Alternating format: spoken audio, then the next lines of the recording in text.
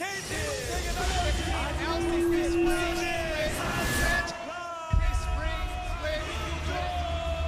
Kingzone DragonX, who the favorites were. KT roster.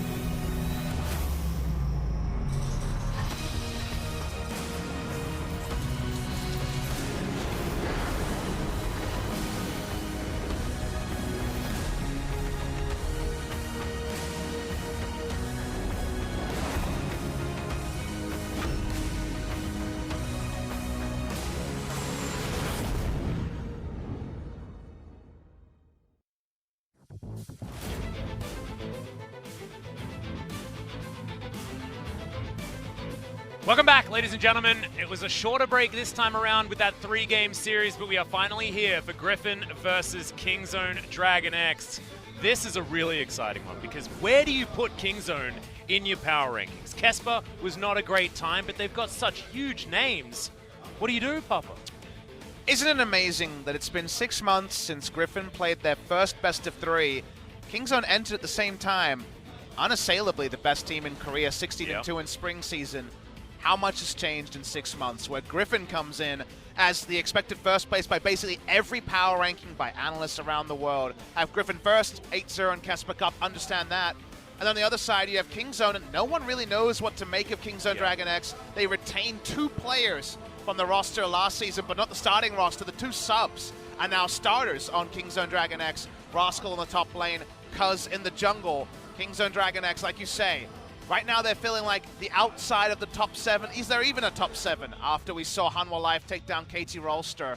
Very hard to rate Kingzone, but you have them outside playoffs if you're a betting man, and you have Griffin top 1. And you also have Kingzone in this weird place where do you now add KT tendencies to this team because Pawn moves over there, Deft moves over there. If you're talking about inconsistent, and KT have always been the most inconsistent team, it's almost, you know, it is a meme, right? So Pawn, not a great consistent player. Deft has had his ups and his downs. What does this now mean moving into a Kingzone, which is completely different?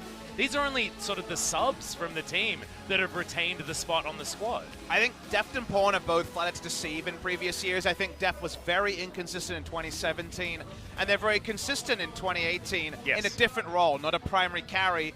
Now he's on Kingzone, and you look at the 5 players and say, kind of need Deft to be the primary carry again, and whether he can pull that off in 2019, and I'm not making a meme here, it's just Deft 2014, 2015, 2016, a super talented hard carry player. We talked about how legacies count for something, but not as much in the 2019 meta. After a year where his best foot forward was being a kind of cleanup player and allowing other people to carry on KT, we can't assume anything of Deft. And with Pawn largely on the downfall in terms of the last couple of years of his career, KT didn't do anything to help his legacy, even if he was a substitute player on the reigning champions. Very, very hard to rate Kingzone DragonX highly, but we would have said the same thing about Hanwha Life Esports, and they play against Griffin now after we see Hanwha Life picking up the upset win against KT. Exactly, and Griffin over the other side, I don't think it's going to be as much of a tall order as it was, you know, because this team has been near flawless, 8-0 in the Casper Cup and not going through teams that are any slouch by any means. A FLICKR 2-0, 3-0 then against Damwon Gaming, and then to finish it off with the 3-0 against Gen G. Let's hear from the players. 아마도 그리핀일 것 같아요. 그리핀이에요. 그리핀? 그리핀 정도인 것 같아요. 그리핀 같은 경우에는 충분히 이제 무실 세트로 우승할 만한 실력이었다고 생각해서 우승할 거라고는 생각하고 있었어요. 저희가 기존 멤버들이 다 유지가 되어서 제일 합이 잘 맞았던 것 같고 선발전하고 결승전에서 진 게 좀 분해서 더 열심히 하지 않았나 싶어요.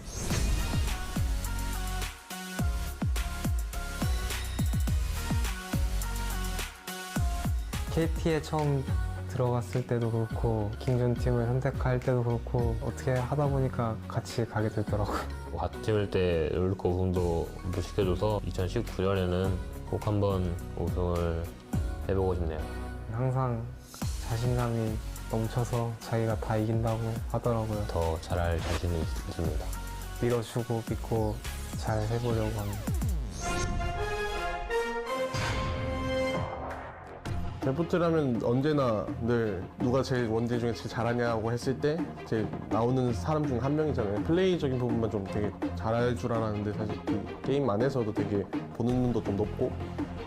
데프트 선수가 있다 해도 저희 바텀이 질 거라고 생각하지 않아요. 한마디요.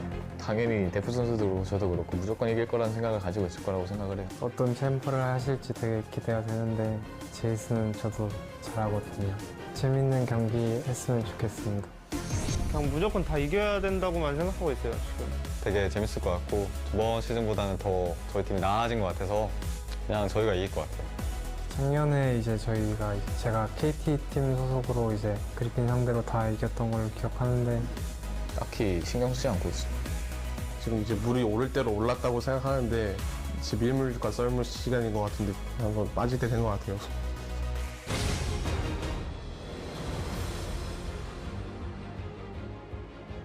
That is certainly a tall order there, Tucson. But look, I guess on paper, Def does have a perfect record, so we can't really claim anything just yet. Players now facing off against one another. Does feel like the old guard versus the new in a lot of ways. Cousin Rascal still with a lot to prove here. And how has their synergy improved since what was a disappointing Kesper Cup? World champion Pawn, Def needs no introduction, and Tucson was almost the MVP of the regular season. Like you say, lots of good history for Kingzone DragonX. Loving the new snazzy jerseys here, though. Looking good, are they? Kingzone DragonX, as they step onto the Rift. First, they will be on the blue side, their first bow at Lull Park, but we definitely are a bit at wit's end to understand where Kingzone DragonX will end this season. They want to come in with a strong performance, but you heard all those predictions. There's a reason that we just opened up the floor to anyone in that particular trash talk. Everyone's saying Griffin, and people are saying Griffin going 18-0 is a possibility. There has never been an undefeated team. The closest was SK Telecom T1 in summer of 2015, 17-1, losing to CJ Entus over 3 games. Griffin would do very well to walk in those sort of footsteps, but there's a reason that this team is unparalleled when it comes to expectation for 2019 LCK Spring. And remember, the 2018 summer was also almost a run of that magnitude. It was only KT Rolster that seemed to be able to pip them at the post every single time. Otherwise, it looked pretty damn clean from this squad. And now, what is all of this time that they've been given? Of course, just missed out on Worlds. And, man, this team looked so good at Kesper Cup. They've had so much time now to prepare, to build synergy. If you've been following them on social media, their adorable holidays they've been going on together and building all of these memories together, creating a synergy like we haven't seen. But what does it mean for the fans who've been away from League of Legends for a while, that maybe used to watch LCK years ago, coming back to find that the overwhelming favorites, some people predicted to go 18-0, are players they would never have heard of 6 months ago, that are just now no longer rookies, now seen as some of the best in their role. Speaking of the best in their role, there's been times where Pawn and Deft and Tucson could argue that. Yeah. Is that time today? Can Pawn actually perform? Because Chovy was a player who looked impressive, but yet you weren't willing to rank top 2 in the LCK as a mid laner, and then he popped off and then some in that Kesper Cup final, and now everyone here is looking for potential top 3 in their role as we currently stand. Exactly, and there's also just so many champions that you now need to worry about for these guys, because Tarzan was playing Sejuani before it was cool. Does that now have to be the ban? Because we've seen Sejuani, globally so far in the 2019 meta be up and down. However, Tarzan makes it look busted. Having a look at the points of the game, of course, best friends forever, Pawn and Deft, traveling overseas together and then coming back home together as well. Will this be enough to create the synergy like Griffin? I don't think so. Love point number 3 here. Tucson was famous for being on Incredible Miracle for a few years ago. Yeah. Incredible Miracle is, of course, the descendant org of Kingzone DragonX, who took over that mantle. So this time he's combining with Deft, and Deft was another one of these free agents a lot of people were watching. There was a lot of teams vying for his signature, a bit like Peanut. Yep. He ends up on Kingzone. He signs early. The pieces around him may not have been what he was sold weeks ago, months ago. Can they make the most of the fact that Rascal and Cuz in isolation have had good moments? But as a group of 5, can they find any sort of success moving forward in their 18 best of 3s, but more importantly, on this debut series today? You can also see Acorn walking behind them as well. Another player that went along with them over to China at about the same time, and very old friends with Deft playing, of course, on Samsung All together. 3 of them. Samsung Blue was was Pawn before it was Dade, so a lot of little synergies there. Nice to see Acorn back. I'm sure a lot of people would love to see him playing again, the master of the lane swap. And the really master of the player. Hecarim top. Oh, man. Cool to see him here, though, and had some coaching experience over in the LPL. So welcome back to Acorn. But the fond welcomes probably end the moment the pick and ban starts. Yeah. Again, Griffin, it's really hard to explain to a new viewer just how high expectations are. Anything less than overwhelming victory against basically any team might be seen as a surprise. That is how high the hopes are for Griffin based on off-season tournaments and largely scrims since the end of LCK Summer. Yes, they would already be ranked highly, but right now they're considered a top 1. That can change with a Kingzone victory in game number 1, and then suddenly LCK Spring 2019 is a whole lot more open. Yeah, we'll see exactly what can happen, because I feel like Kingzone are going to act as a lot like a wild card in this particular season, because we just don't know what to expect from all of these parts meshing together. We know that the highs that you can get from a lot of these players are extraordinarily high. I think Pawn is a great example of having beautiful moments in League of Legends across such a storied history, and then having some very low lows, having some real struggling times, and that was evident very, very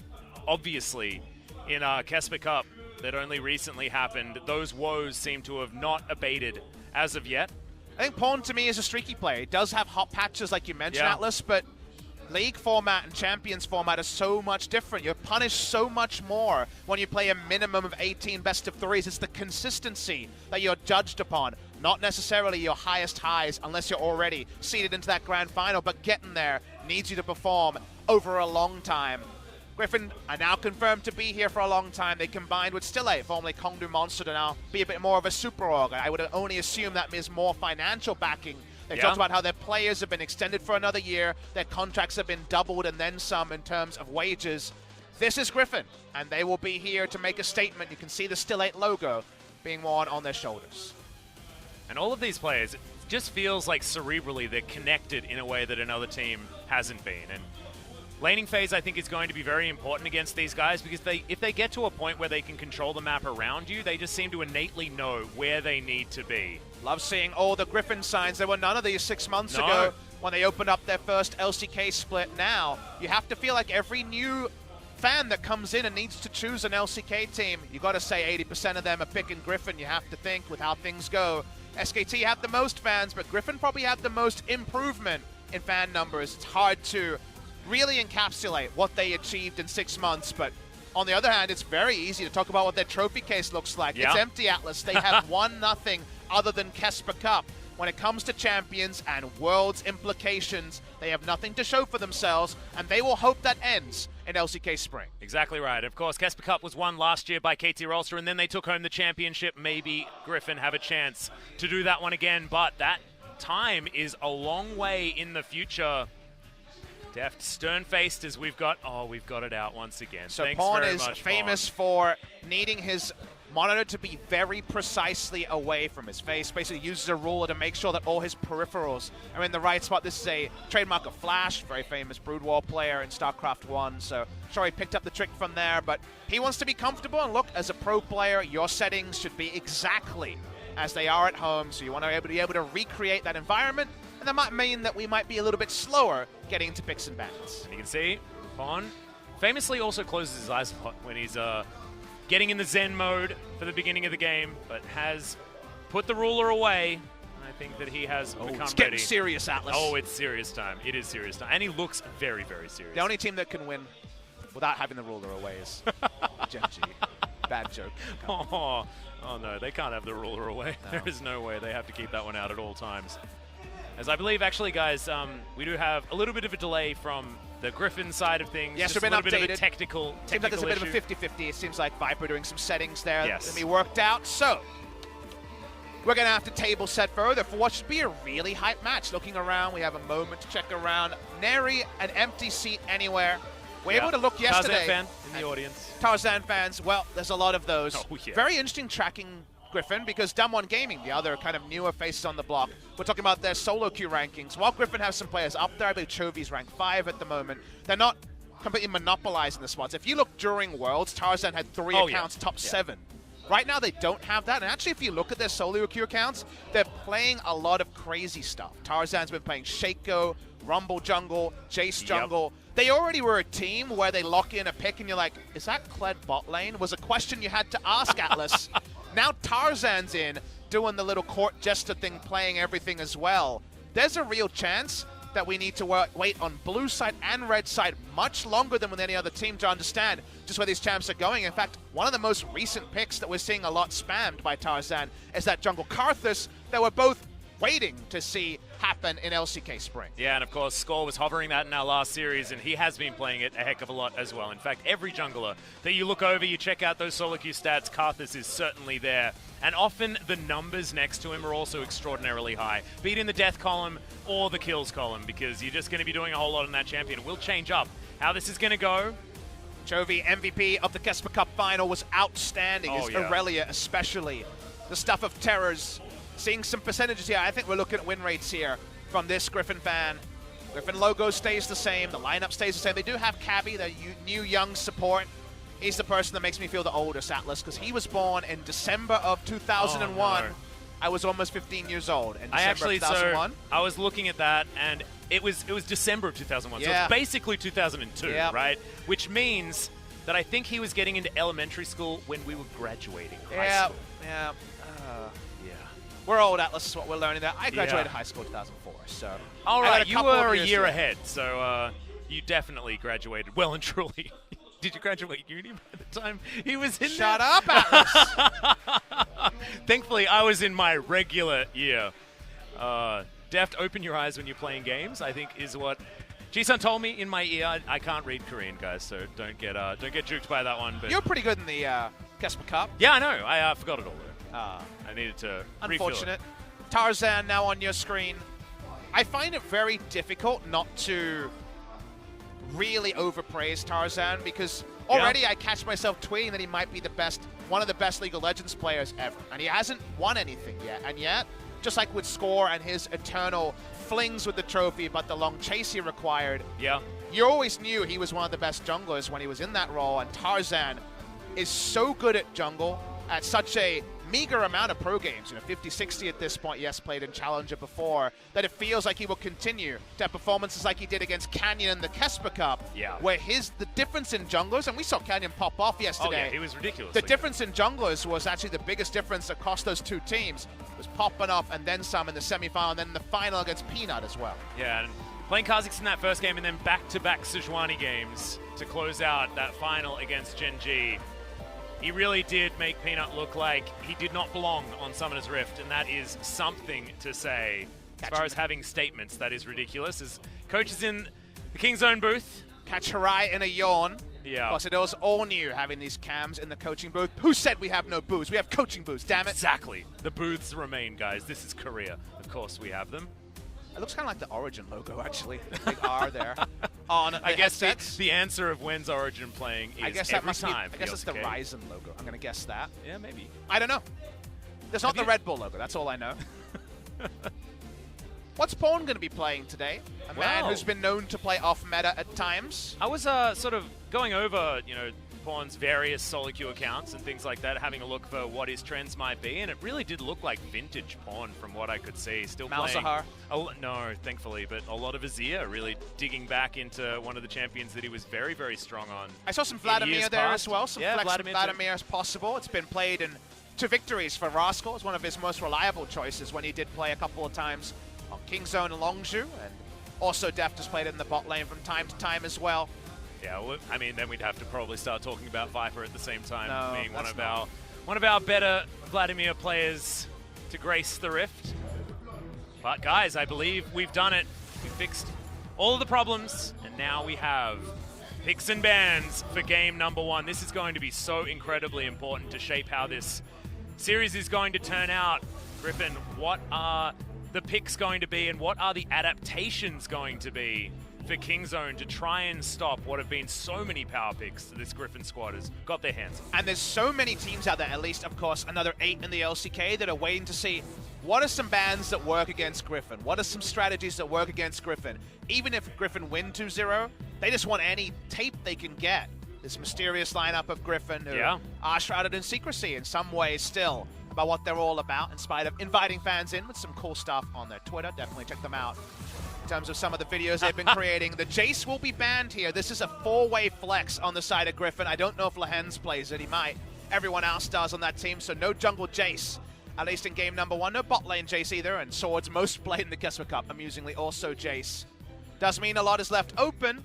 Kingzone considering what has been a pretty staple first pick with the Urgot. Very standard in the Urgot being picked up here. Another champion that Pawn has been sort of playing with in the mid lane as well, so going to be that flex that we're used to, but Akali is the one that slips through Sword. You're going to lock that one away, and Lehens has so much engage potential now with the Rakan picked up as well. Could be Isaiah to follow that up for Viper, but he has so many other options that he can head towards. What are Kingzone going to do? I feel like Ezreal Tahm Kench sounds like a good idea. Deft, one of the best Ezreals of all time. Tucson, one of the best Tahm Kenches. Can I point out something Griffin didn't do? They did not take Sion at first pick on the red side here and just go with the Sion versus Urgot trade-up positive interaction. Summoner spells are baiting us into thinking it will be a top lane Akali, and maybe it'll be Akali versus Urgot, a matchup that previously was going very much the Urgot way. We saw this at Worlds, we saw this in the Kesper Cup. Whoa. Maybe it's going to be attempted by Sword to go for more carry route. As pretty bold choice here. We're seeing a first-round Kai'Sa and maybe even a Kai'Sa-Gragas duo lane being locked in by Kingzone. Sion's still on the board, so will be lapped up anyway by the side of Griffin, but traditionally it's been a Chovy pick most recently. Well, seen Viper's been playing it a little bit in solo queue. Not likely it heads towards the bottom side of the map, though, as Sword has already switched over to those giveaway Akali summoner spells that we've seen each time. So Sion locked in, still flexible, could theoretically go elsewhere. You can still change those summoner spells. To Kingzone look at solo queue trends and consider banning Vayne against Viper? Because Vayne into Kai'Sa is a very possible matchup, and it's one that Viper has been innovating on. He is the first pro on record to go for the Halo Blades build, and speaking to him about it, he told me that completely of his own volition, wasn't anything inspired from other solo queue player, another pro. So potential we'll see some Halo Blades Vayne, that'd be a treat to see. Second ban from Kingzone, probably going to be bot lane focused as Griffin's second ban. They've banned away the Alistair so far from Tucson. He's best known for the engage, so removing engage tools from Tucson, pretty reliable way to remove some of the threat from the side of Kingzone's bottom lane. Not going to be banning away the Tahm Kench though, so happy to have that one paired alongside Deft. So theoretically, I mean, it's them saying, well, we can have priority in that lane because you have to go defensive with this Tahm Kench choice, things like that. The reason I bring it up so much is because it was so pivotal in our last series, Xayah, to be banned away, an understandable ban when there's the obvious synergy of the Rakan, but Viper, of course, you know, so many other options down towards the bottom side of the map. Well, show us an AD carry or show us a jungle is what we're looking for on this pick on the side of Griffin. Trend has been last pick jungle so far in the LCK. Anything different to that will lead to some fun flexes. The Vladimir could be a bot lane pick as well. 1 second to go. Viper's Vladimir, I believe, is still career undefeated. Was definitely undefeated in the LCK until the grand final. I'll be able to check that as we roll forward. So another flex choice on the side of Griffin. I think maybe it lost once in the final, but I'm not even sure. So just a ridiculous Yes, Vladimir did player. lose in the final. In the World's Gauntlet, now that you mentioned, there was a loss to it. So was career undefeated to that point. Kingzone, kind of surveying the madness. They're pretty sure Griffin's going to last pick a jungle, but you're never 100% sure. Where the jungle of Vladimir is the new sweet dark technology that Jungle Tarzan Akali has. sounds pretty good. Jungle Rakan, baby. Think of the CC. Jungle Akali. Oh, man. Kingzone DragonX rounding out the draft, going for safe choices. SKT-inspired Lissandra Urgot duo of solo lanes.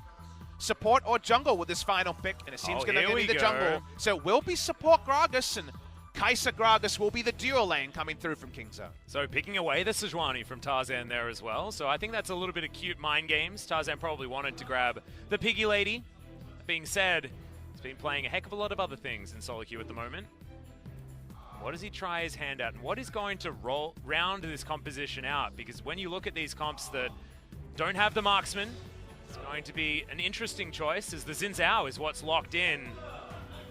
Sejuani definitely gave a long leash when it came to picks. Tarzan could have gone straight into the aggressive or just gone for the tank versus tank beater in the Zac, for example. He goes somewhere towards the aggressive. He goes for the Xin Zhao. He wants to be there for some early priority in the lanes. That the final assignments here will not be the summoners mattering. That's why I mentioned that perhaps the teleport ignite was just a bait. It's all a ruse from the side of Griffin as far as we can see. Yeah. We'll wait for the final matchups, though, at 20 seconds. Exactly. 5 seconds to go before we understand exactly what is going to happen, but I have a feeling those summoner spells are giving it away just a little bit, so 20 ticks down, and the Scion will be on the top side. Kingzone already switching that one up as well. Lissandra going to be played on the top side of the map. Most of the time when we see these two solo lanes, it is with the Urgot top side this time. Not going to be the case. Acorn and CV Max are going to shake hands and head back to these booths. It is certainly throwing a gauntlet, playing an awesome dude on the bottom side of the map instead of your regular AD carries. I wanted to see the Vayne, but the Vladimir has always been a treat in the hands of Viper. We've already seen it so far in the LCK, rain terror. It does mean that at 2 items, you have huge agency, and the scaling of Vladimir will not be an issue either. However, you look at the side of Kingzone DragonX and you say, not the easiest to hit with a 5-man Hemo play. It's not immobile threats like the Victor and the Varus. It is people who can reposition pretty happily on the side of Kingzone, so the reliability of the Vlad might be called into question a little bit. I actually think the lane assignments are more kind to Griffin than perhaps they should have been, but we'll talk about that a bit more when we load into the game. And Tarzan with the last pick jungle that is now becoming the meta on patch 9.1. How will his Xin Zhao look first game in LoL Park? You can see largest on your screen there, Pawn versus Chovy, the old versus the new. So we load up onto Summoner's Rift. See who can take it.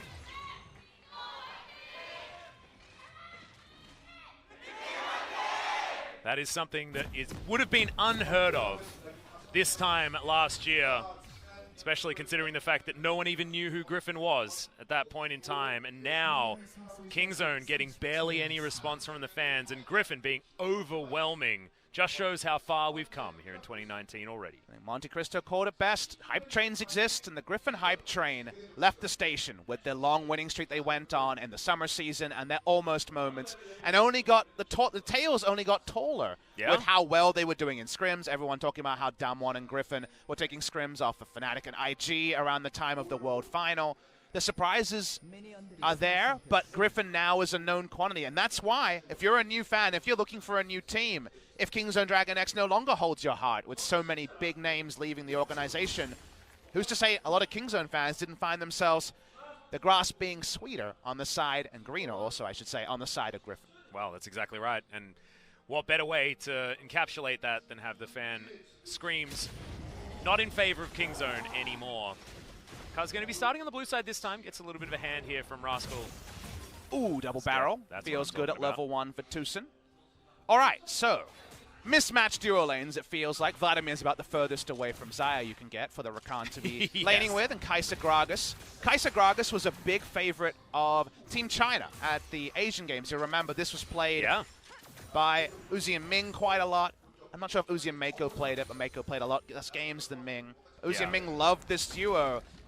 A lot of Korean bot laners thought that the Gragas was unlaneable when it came to a laning support, but Ming showed everyone that it could still very much be run, and this Aftershock Gragas, the synergies with specifically the Kai'Sa repositions and post-level 6 makes it a very strong lane. Before level 6, it's a Vladimir, so maybe you're happy to farm it out. So I think Kai'Sa Gragas getting probably the safest, most free farm lane you're going to get when you lock in a pretty risky first-round duo lane for Kingzone DragonX. Wow, we've already got a flash on the bottom side. Viper just gets destroyed!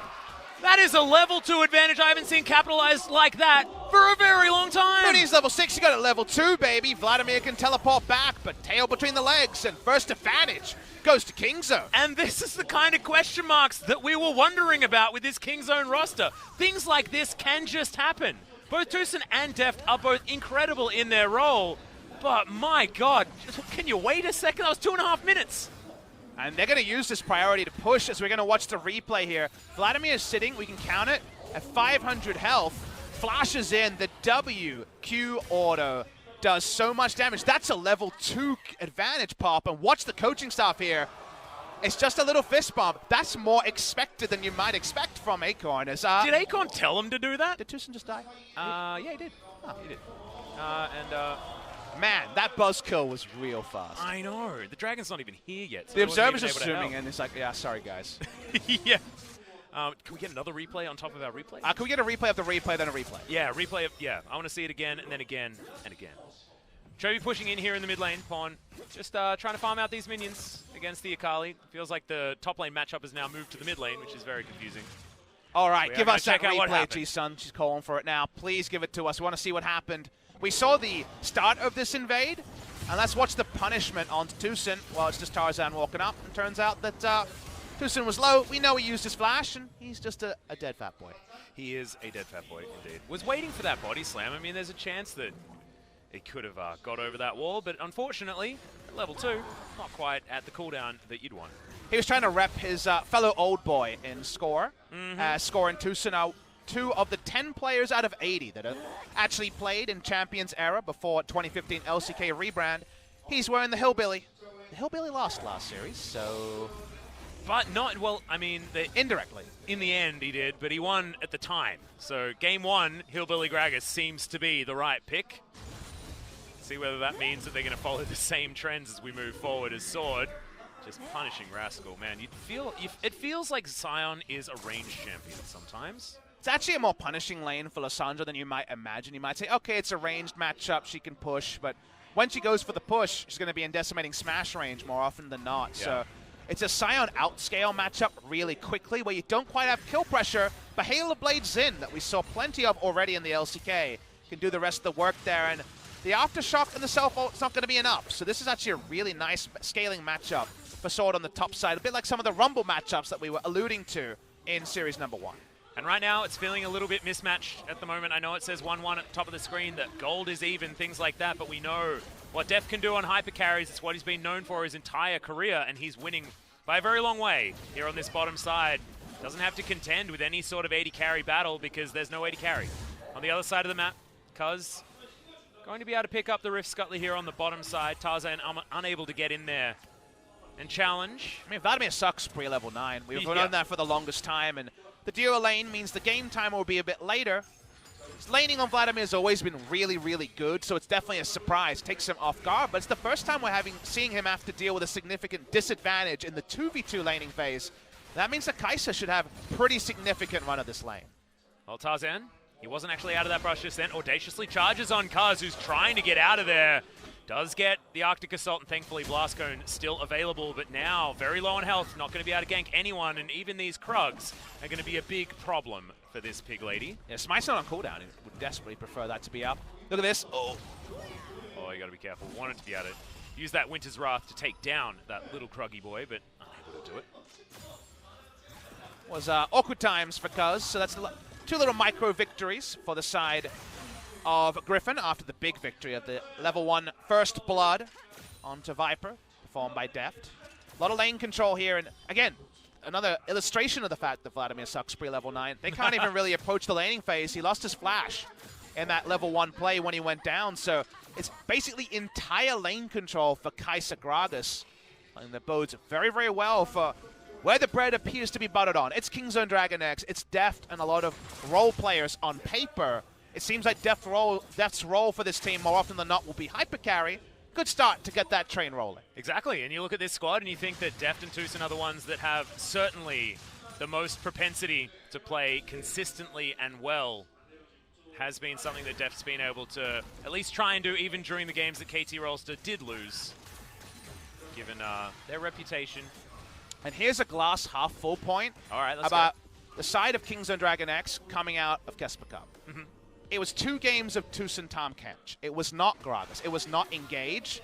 Engage Tucson with Deft has actually not been tested on Kingzone DragonX, and that is something you want left open because these are the sort of champs that Kingzone's bottom lane is expected to perform.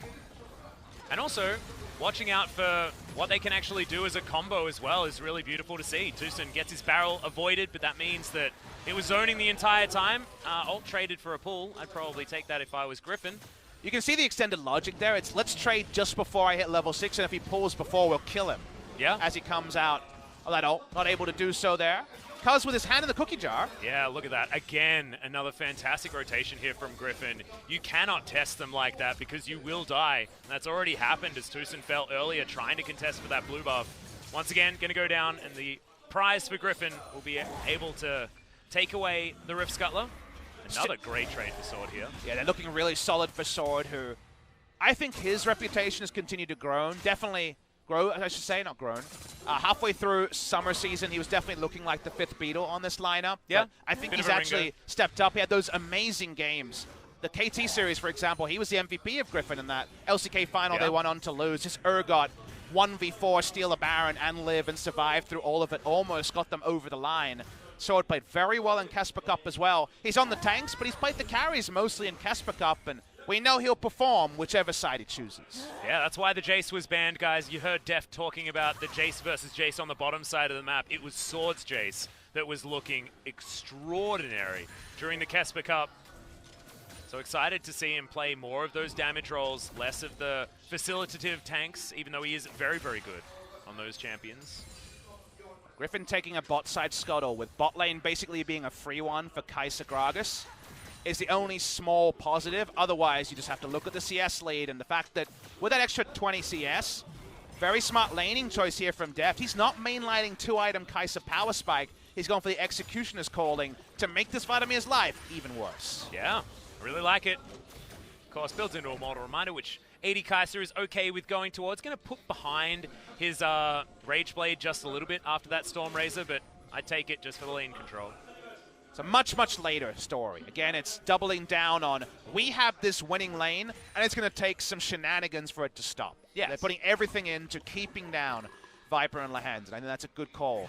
On the side of Kingzone, their expected carries are the ones with the big lead, and then from there, do they have the solid macro around it? Because if you remember, actually, Deft and Tucson on that Ezreal in the games that were played by Kingzone got out of lane with Ezreal having solo first turret blood from getting advantages, but then their macro was the problem. They couldn't actually unleash 2-item Ezreal and find a lead with rotational play. This time it's a bit more of a brute force duo, and giving Griffin a Drake, not the ideal way to wield the power they have on bot side. Exactly. In fact, they're not wielding it whatsoever. That barrel is probably the closest example at this particular point in time.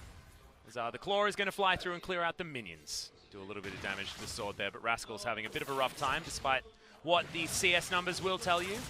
Seen this matchup many times in the top lane, Urgot versus Akali. It was attempted by Keen in Worlds, and we saw that Urgot could never be outscaled in that top lane split push. One of the reasons that they weren't able to win that game. FLICKR Freaks. The mid lane's a lot more forgiving, so the farming phase should be longer. Maybe the sideline means less. Wait and see if Fed Akali can be paid as well as Fed Aurelia. Based on my solo queue games, people when Aurelia's banned seem to lock in Akali, so let's see if Chovy can rekindle what was some great assassin play in the Casper Cup final. Well, we'll see where the Tarzan can actually just take down Rascal, and he can. That is the Hail of Blades, ladies and gentlemen. Level 8. He's got a Warrior Enchant. You are dead, my friend. Glacial Path's not enough of an escape there. Doesn't matter. I don't even know if he got the Aftershock proc. It didn't matter. Hail of Blades, Warrior Enchant, a doubling of the kills, and soon to be a Rift Herald, it seems, on the top side. That means that Kingzone, against the run of play, have given up the bot side Drake, and with the run of play, Griffin have also got the Rift Herald top side. Well, Cuz, you can see, I believe, didn't actually poke his head out. That was a visual bug, as Griffin now know that he's down here. They're actually going for the dive. Hemoplague onto 3 members, but Viper has the pull. He'll get so much health back from this pop, as well as the teleport comes in from Sword. Turns into a train, trying to turn this one around, but Rascal has joined in this battle. Meanwhile, Rift Herald goes down, and now Kingzone are in this awful position. 5 members now underneath this turret. They need to make this one work. They take the first kill. They will get the second. Sword, the next to go down. This is a dive I wasn't expecting. It's looking beautiful. Sword to be taken. It's Rascal with the double now as Chovy. Can he finish them all off? Gets the first one. The zombie sword is still here. Dives over, gets the double kill. Will he have another Q? Not enough energy just yet. Has to flash to get out of the way. There's Deft there with very low health, has to be careful, but there's no charges left on the ult, and Chovy underneath the turret. Man, that was Some crazy play on both sides. Any more items on Chovy? There was a Gunblade here. There were going to be 4 kills being won by the Akali. You need to see what happened in the minimap. We'll get a replay of the action. You always want to see the kills. But in the minimap, Rift Herald was taken, gets a double charge, and Xin Zhao gets a whole bundle of gold. Look at the gold lead from the jungle. It's 2,000 gold just in the jungle, Atlas. Again, you watch the map here and you see the dive eventually finds some kills. But in the meantime, Xin Zhao takes down the Rift Herald. He gets 2 turrets, focusing on the action. There were always eventually going to be kills here for Kingzone DragonX, but the 2 answering kills onto Chovy means that now Chovy has a whole lot of gold relative to his lane opponent, and the Xin Zhao needs no explanation. He's massively ahead of the Sejuani. Yeah, it's just ridiculous. I thought it was actually really nice how Kingzone managed to navigate this dive, but once Chovy made his way in, it was all about whether or not Kingzone could get out without losing too many members. Chovy having to flash towards the end there, of course, running out of energy, but still a great news story for Griffin based on what happened elsewhere on the map. Exactly. They only committed 4 members to bot. 3 early, 1 much later for 2 cleanup kills. And if those 2 deaths went down and they got Rift Herald and a turret, you'd be like, okay, I guess the 2 deaths just supersede the Rift Herald and the turret, but when you add in the 2 kills they got later in the fight, it went from being not so good from Griffin to very categorically a Griffin win when you see the bigger picture. Yeah.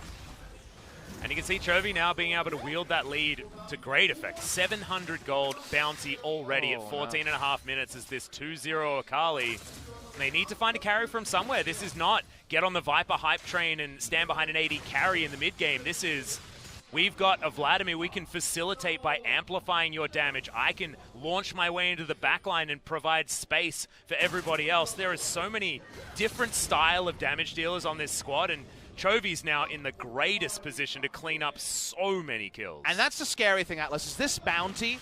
Let's think of the bounties like the Wild West wanted signs. I don't think too many people are going to be ripping down this bounty and saying this is mine to claim, because he's basically got a farm bounty and a kill bounty. He's 46 CS. That's 176 CS in 15 minutes as Akali. Is he engaged? Is he engaged? Yeah, we've got the quickness to start this one off as Deft has to use the ult defensively to try and get out. So far, no one's died just yet, but that is not going to happen for long as Pawn is going to be the first one to die. Chovy still chasing on through. Deft and Cuz limping away from this one. Cuz thinking about making his way back in, but nothing doing. Pawn does go down. Poor positioning there from him, but just no way to get himself out from that Lehen's engage. It's a new choice, by the way. We never spoke about this during the game, but it was seen by Knight in the LPL first series against IG. Fleet Footwork Akali, just for a bit more reliable laning trades. In mid lane, you see this much more than top lane, where Electrocute is usually the way forward. You go for Fleet Footwork, again, just for the sustain, and because movement speed always means damage for a champion who doesn't even need flash on the top side to be sticky and to always be able to escape and gap close as she needs. Yeah, some of the same logic to be applied to something like the Kassadin. But let's have a look at this one once again. Watching for the replay here, Lehen's.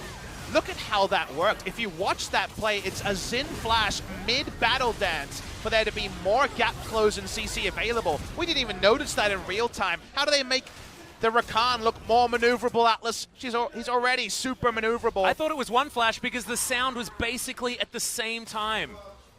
That was cool. That was really, really cool. Really cool to see. Again, not going to be a game-winning push from that, but remember that bounty, it's bigger onto Chovy, and that's not with any kills being registered by the Akali in the fight. Yep. Going to be able to pick up that assist, though. The extra money is still there, and that CS lead is only growing. That confidence that we heard Def talking about when it came to Pawn and his ability to still be one of the best in the mid lane. It's not being proven in this game so far. Being said, not a lot of it has a lot to do with him. First play from Deft and Tucson was fantastic to grab that first kill, but then immediately throwing it away. And Chovy now trying to navigate this 1 versus 2 situation, but Gunblade there. Okay, we got the cast to come in. First ultimate comes in from Chovy. He's still excited about finding more. Has to use the second charge defensively to get out of the way. Deft had stacked up that passive. Really fun to watch the chicken there. When do you throw the cask? When can you guarantee that you will bump the Akali out of the Shroud? And when do you use the ult to escape? Chovy holding onto it till he knew that there was a flash order that might take him down. He's staying here, though. I believe Shroud back off. Cooldown. Trying to wave clear and extend the laning phase for Chovy. Yep, gonna save this turret. one more time as Tarzan comes down to do exactly the same. A little bit of a wraparound here as Lehen's poking his head in. Viper still hanging around the area. Chovy wanting to try and ambush. Deft is such a juicy target. Over the wall he goes. Lehens doesn't find the first portion of this CC, but there's the Hemo Plague. And Deft already so incredibly low. No mana to speak of as Tarzan's trying to get in there. Viper over the side is the one to finish him off. The Urgot once again goes down as an afterthought, and Cuz will be the next one to fall. All the gap closes all the time. And Viper is now 3-2-0. And oh, does the house of cards fall quickly when Deft is the one out of the fight oh so early. Nothing he can do. His whole health bar removed by Hemo Plague and friends. They didn't have anything left on the Akali, but it seems like all of the people backing up the Akali cash in on that pick. Nicely done by Griffin. They take the turret, and now the gold lead. It's already into silly season. It's already 6,000 gold. 6,000 gold. Not even 20 minutes just yet is just ludicrous. Run, Rascal. Yeah, you need to get out of here. Use the last of his mana to try and use that Claw of Doom, but Lehens is here. That is a very, very easy grand entrance and delivered over to the mid laner as Chovy says, no, Viper, this one's mine. The new generation rises is my subtitle for LCK Spring. No surprises that Griffin are among that new generation. This fight's really interesting because remember, Chovy has all the gold, a lot of the lead, and doesn't really have any ability to impact this fight because his ult is on cooldown. He had to flash defensively earlier.